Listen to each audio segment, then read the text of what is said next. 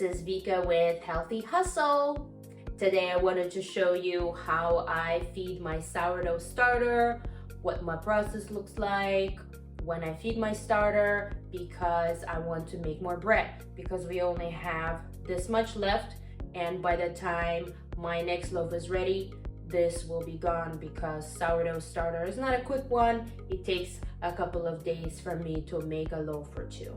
So I took out these 2 jars of starter that I had in my fridge, and they're just sitting at room temperature here for 10 minutes while I'm filming this video, and I'm going to show you my process of how I'm feeding it and what I do.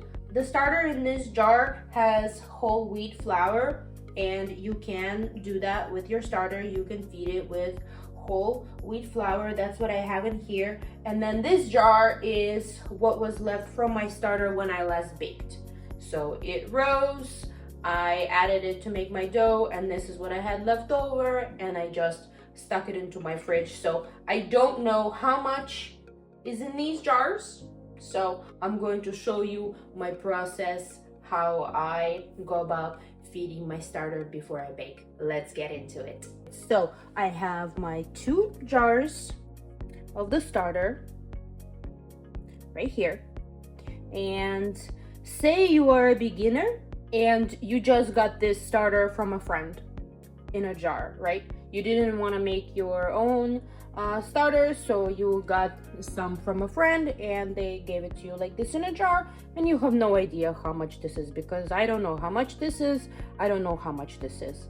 So I'm just going to get a new jar. I'm going to start my scale.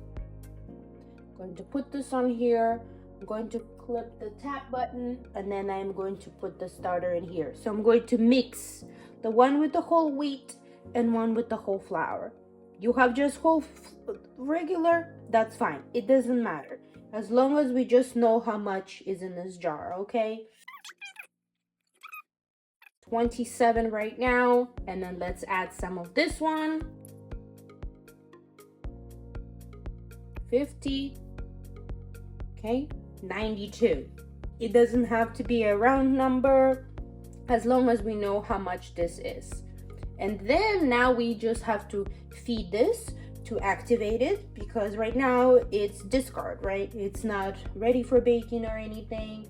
So we're going to remember 92, and we're going to, the ratio that works best for me is 1, 1, 1. So 1 of each, right? 92 of discard, 92 of water, and 92 of flour.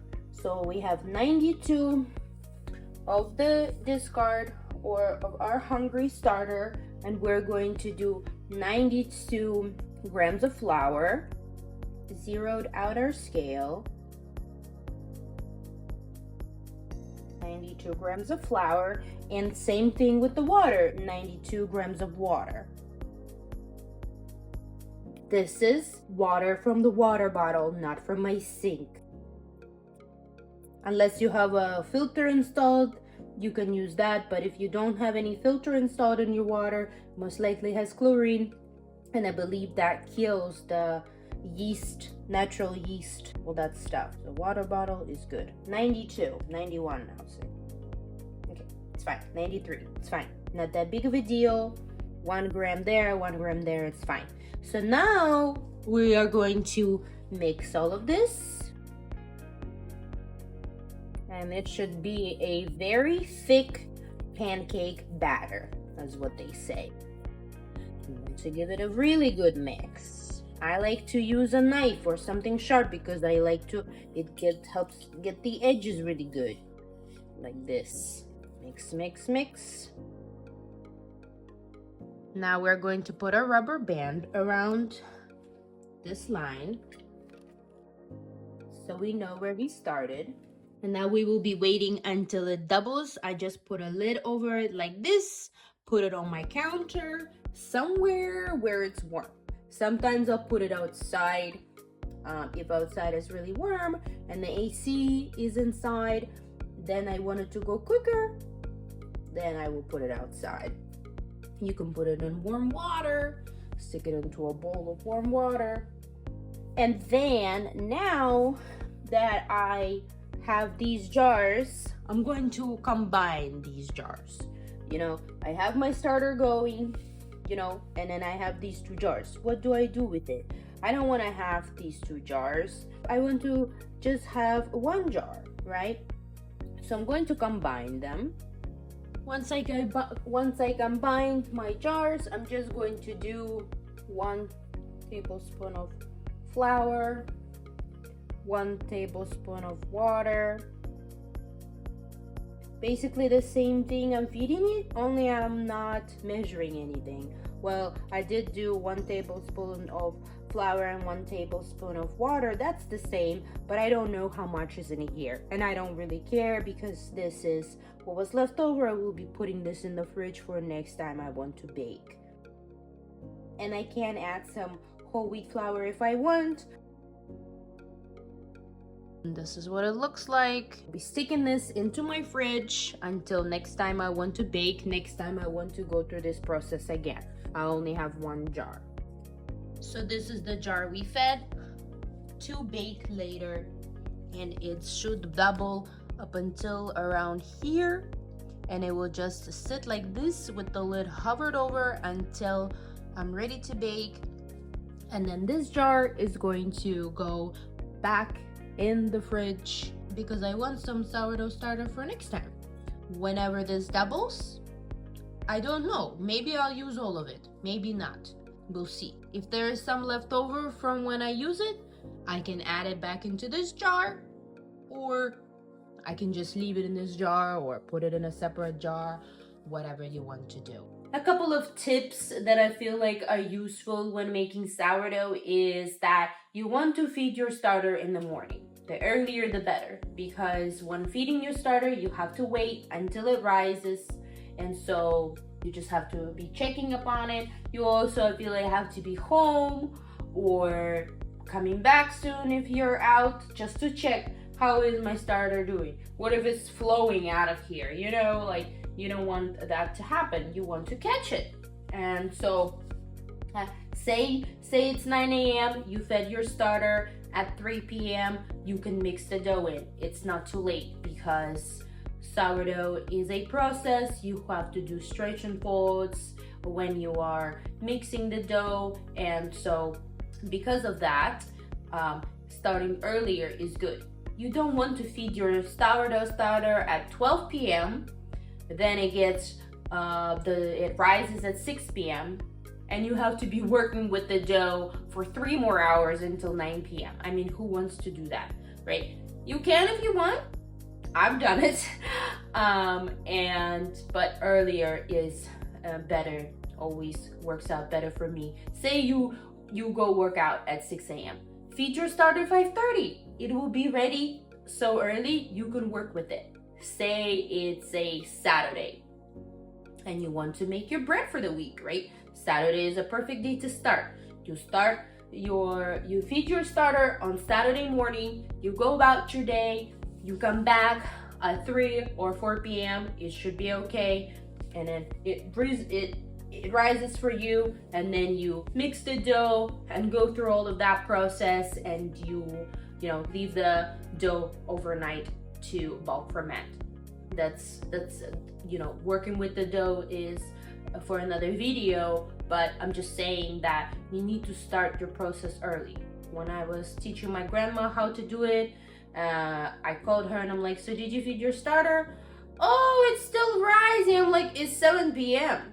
You should have already been either done with it, or if you're starting to mix your dough in at 7, you will be up until at least 10 or 10:30 working with the dough. And you just don't want to do that. So set yourself up for success. Life always happens and sometimes things get in the way. And if making the bread is important for me, I will stay up late.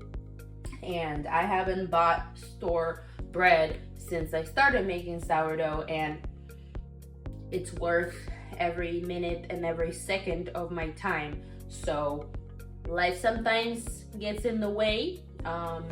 So yeah. And right now it is 9:56.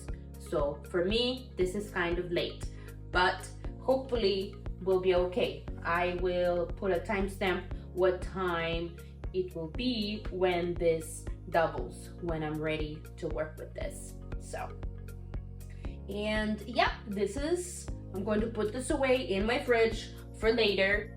And this is my sourdough starter. Perhaps there are some things I didn't mention. I'm sure there are other things that I didn't mention. There are different ratios people feed with. Like I used 1-1-1 ratio, right? That is like using, like we did 90 grams of each. 90 starter, 90 water, 90 flour. There are other ratios people use.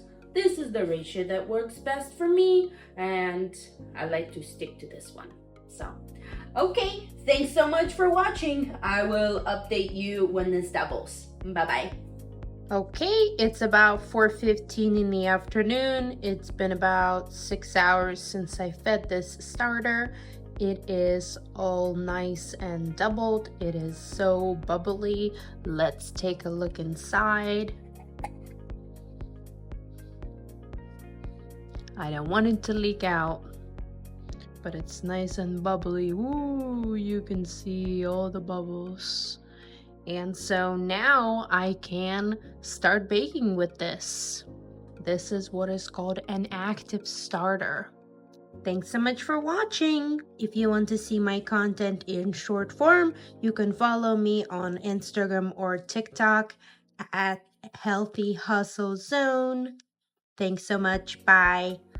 As I am editing my video, there are a few things I wanted to mention and clarify. I know I mentioned that you should feed your starter the earlier the better, but really you feed it whenever it works best for you. I am just saying that assuming that you will be baking after that and you don't want to deal with the dough too late. In the recipes, it always says that the dough rises 4 to 6 hours. That usually is a little bit longer for me. I didn't want to make this video about the dough. I wanted to make it about, feeding the sourdough starter. But because those two things go kind of hand in hand, I wanted to point it out that depending on when you feed it, it will rise, accordingly, and that will affect your dough time. And I also wanted to mention that fridge is your friend. Say you mixed your dough in, you are done with the stretch and folds, and it's only 7 p.m. and then you're like, okay, 7 plus 8 puts you at 3 a.m. Say your dough will be done at 3 a.m. You can just always put it in the fridge overnight before you go to sleep. But I will talk more in depth about that. I just wanted to mention that feeding the sourdough starter and waiting for it to activate does affect the dough and stuff like that. So that's why I wanted to mention that. So I hope you are having a great day. It's really gloomy out there. That's why it's so dark. Bye. I hope you make some bread.